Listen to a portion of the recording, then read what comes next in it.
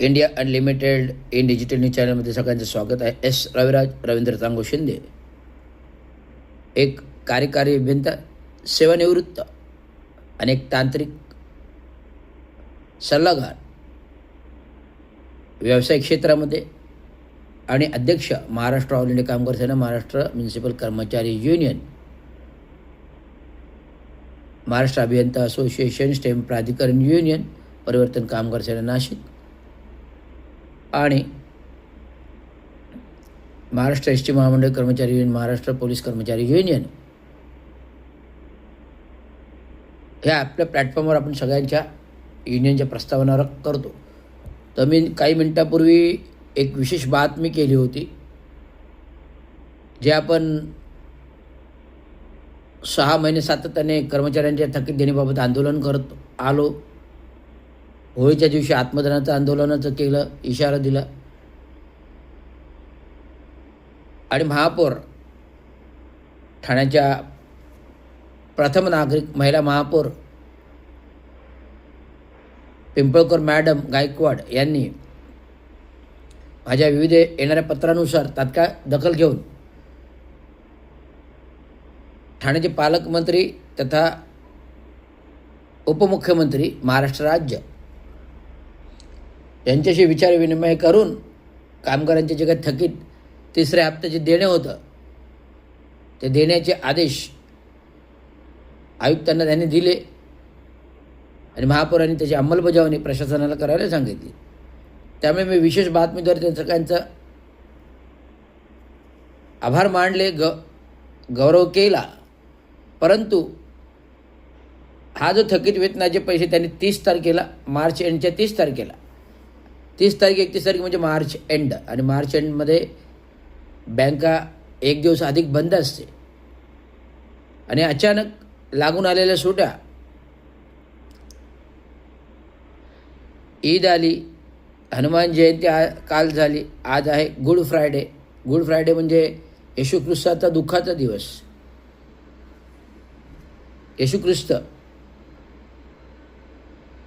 Christian बांधवाचा दुःखाचा दिवस आहे आणि मी आज 1, 2, 3 तारीख आहे, 30, 31, 5 दिवस झाले सरकारी कर्मचाऱ्यांचं, जे सेवानिवृत्त रिटायर्ड कर्मचारी आहेत त्यांचा वेतन प्रथम परफेक्ट 1 तारखेला येते किंवा 1 तारखेच्या आधी येतं जर सुट्ट्या आल्या तर. परंतु मार्च एंडमुळे हे वेळापत्रक पुढे ढकललं गेलेलं आहे, कारण 7व्या वेतनाचे पैसे वाटप चालू केलेलं आहे. परंतु मध्ये आलेल्या सुट्ट्यामुळे नियमित कर्मचाऱ्यांना वेतनात 31 तारखेला आलं, ज्यांचे खाते तिथे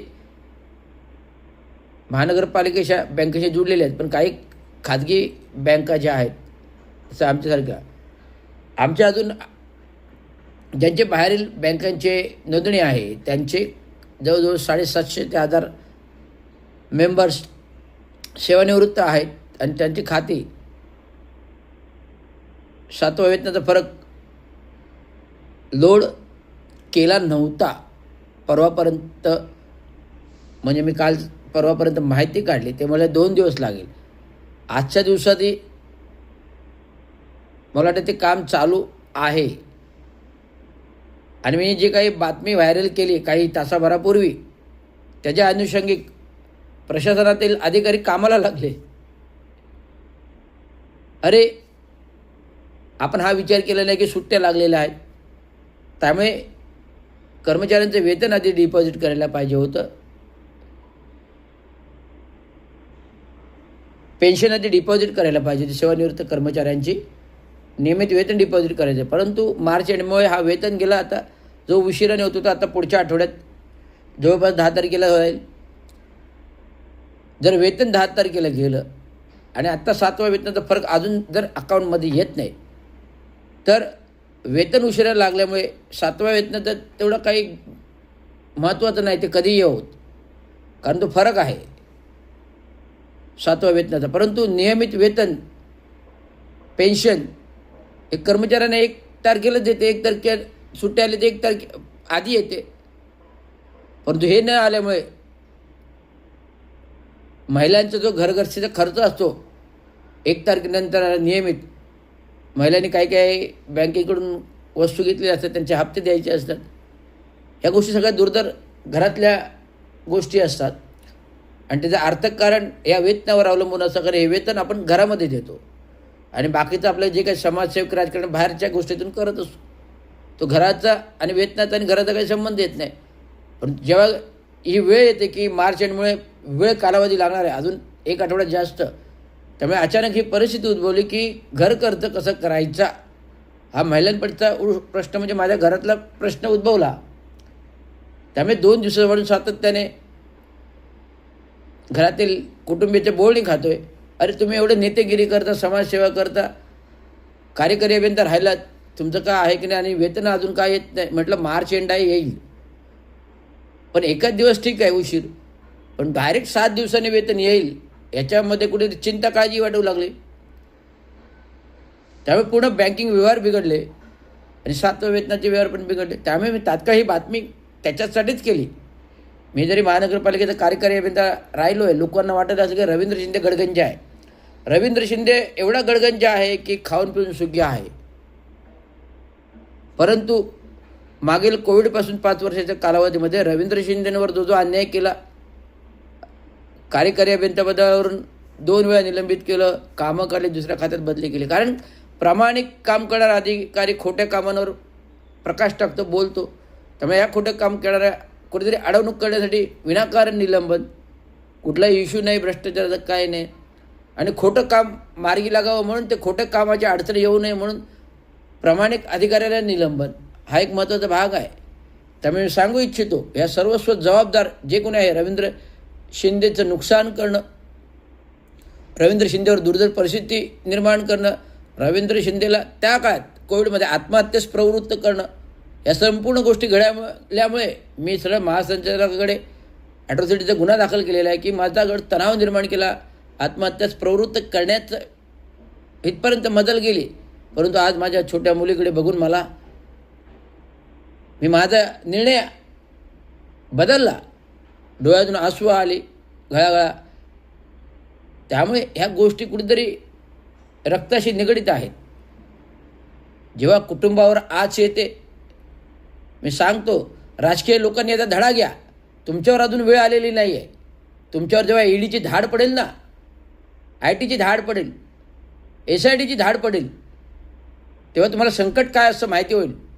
तुम्हाला एखाद्या प्रामाणिक अधिकाऱ्याला नुसतं निलंबित करता, पण त्या निलंबित करण्यामागे त्याच्या कुटुंबाची परिस्थिती हालत काय होईल याचा कधी तुम्ही राजकीय नेत्यांनी अभ्यास नाही केला. केवळ निलंबन करायचं, रवींद्र शिंदेला फोन उचलला ते रवींद्र शिंदेचं निलंबन हवे. दबाव आला, ओ बिपिन जी, ओ रवींद्र शिंदे का निलंबन का जो आहे ना मॅटर मिटा दो, आणि वरती दमी देतात, तुझी नोकरी खाऊन जाईल. ही नोकरी मला माझ्या बापाने दिलेली आहे. माझी नोकरी खाणारे तुम्ही कोण? तुम्हीच आमच्या बाबांनी बनवलेल्या गोष्टीवर खाताय, टक्के कमवताय. तुम्ही मला नोकरी देणार एक कोण असा सवाल आहे एकनाथ शिंदेंना, ज्याने मला शेवटची जेव्हा फोन लावला बिपिन शर्मा यांना मॅटर मिटा दो, जर मी काही केलंच नव्हतं तर मॅटर काय आहे? काहीच नाही ना. आणि जाता जाता जर मी भेटून बिपिन शर्माला जे फोन लावला आणि मला बोलतात तुमची नोकरी खाऊन जाईल, तर नोकरी मला माझ्या बाबाने दिली आहे ना. चांगू शिंदेने ज्यांनी नगरपालिका महानगरपालिका घडवली, श्रीमंत बनवली, ज्या माझ्या बापाने महानगरपालिका बनवली, त्याच्यावर टक्के खाऊन मोठे झालात ना हो. तर तुम्ही नोकरी देणार कोण? हो, तुम्हालाच आम्ही दिले नोकरी, नगरसेवक पदाची निवडून. लोकांचे नोकर आहात तुम्ही. शासकीय जरी मंत्री असेल तरी नोकर आहात तुम्ही. आमच्या करायच्या पैशावर पगार घेताय तुम्ही. तुम्ही आम्हाला नोकरीतून काढणार कोण? हा माझा सवाल आहे. मी जेवढ्या चांगल्या कामाची तारीफ करतो तेव्हा खोट्या कामाचा वचपाही काढतो. लक्षात घ्या, चुकीच्या गोष्टीचा वचपाही काढतो. एकनाथराव शिंदेंनी ठाणे शहराचा विकास केला बहुउद्देशीय, त्याच्याबद्दल मी तारीफ केलेली आहे. परंतु जर चुकीच्या गोष्टी केल्या असेल त्याला मी वचपा पण काढणार ना, सोडणार नाही. त्यामुळे हे करताना विचारपूर्वक करा. त्यामुळे ही वेळच अशी आली की आर्थिक परिस्थिती दुर्धर जेव्हा येते, जेव्हा ज्याच्या बुडाखाली अंधार असतो ना तोच बोंबा मारतो, तो हा रवींद्र शिंदे आहे. आज रवींद्र शिंदे तुम्हाला वाटतं गडगंजा आहे, लोकांना वाटतं ठाणे मागवले एवढे कोटी केले तेवढे कोटी कमवले असे पण नाही. कारण आमच्याकडे माझ्या वडिलांचा वारसा जपायचा. माझ्या वडिलांनी कधी जर अशा गोष्टी केल्याच नाही तर वडिलांचं नाव राखायचं आहे. म्हणून ह्या गोष्टीकडे आम्ही जास्त लक्ष दिलं नाही. जेवढं ताटामध्ये यायचं तेवढंच खायचं, तेवढंच प्यायचं. जेवढं ताटामध्ये वाढलं जायचं तेवढंच काम करायचं, खायचं प्यायचं आणि मोकळं व्हायचं. नो तणाव, नो टेन्शन. असं प्रामाणिक काम करत असताना जर कोणीतरी विनाकारण एखादा करिअर बरबाद करायचा प्रयत्न करायचा, तो होते एकनाथजी शिंदे आणि दुसरं होते नजीब मुल्ला. हे खोटे काम करणारे लोक, ज्यांना प्रापंचिक सुखही नाही आहे. हे खोटं काम करणारे लोक ज्यांना प्रापंचिक सुख नाही, जे दुसऱ्याचं वाटोळं करण्याचं स्वतःचं वाटोळं होतं ना.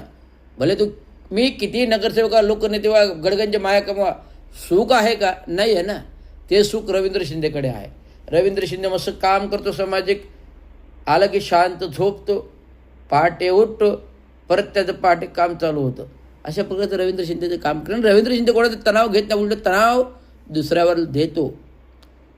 कारण आहे रक्त देवत काम करण्याचं चांगलं शिंद्याचं, आहे रक्त भीमाचं, आहे रक्त बाबासाहेब आंबेडकरांचं, गौतम बुद्धांचं, तथागत. आम्ही शांतीचा मार्ग अवलंबतो.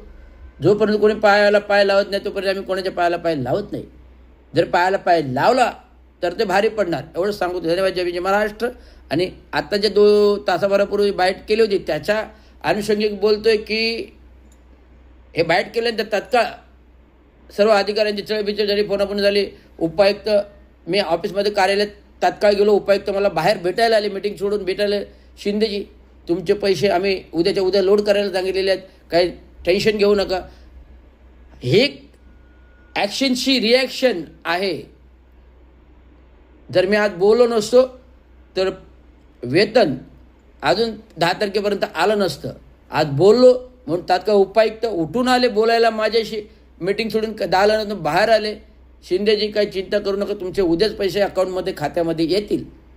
असं बोलणारा एखादा अधिकारी सक्षम येऊन बोलतो, त्या माणसाची पात्रता तिथेच दिसून येते की माणसाची पात्रता काय आहे, काय होते आणि काय राहील आणि काय आहे. समाजामध्ये पण आहे, समाजामध्ये नाव आहे, समाजामध्ये गाव आहे, सामाजिक कार्य आहे, लोकांपुढे नाव आहे. एवढं सांगतो. धन्यवाद. जय हिंद महाराष्ट्र.